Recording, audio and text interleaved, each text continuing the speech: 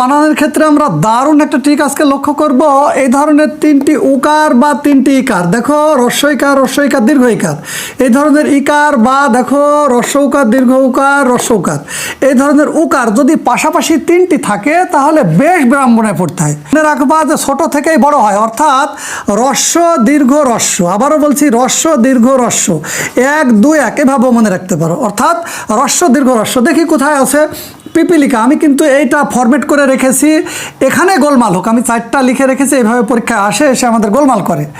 যা হবে এখানে হোক, আমাদের পরীক্ষার হলে গিয়ে যেন ভুল না হয়। তাহলে আমরা খুঁজি রস্ব দীর্ঘ রস্ব কোথায় আছে। দেখো এই যে রস্বইকা দীর্ঘইকা রস্বইকা, রস্ব দীর্ঘ রস্ব, তাহলে এটা কারেক্ট। মুমূর্ষতে দেখো রস্ব উকার দীর্ঘ উকার রস্ব উকার, অর্থাৎ রস্ব দীর্ঘ রস্ব, তাহলে এটা কারেক্ট। বিভীষিকাতেও কি রস্ব দীর্ঘ রস্ব, এই যে রস্বইকা দীর্ঘইকা রস্বইকা, তাহলে এই দুটাও কারেক্ট।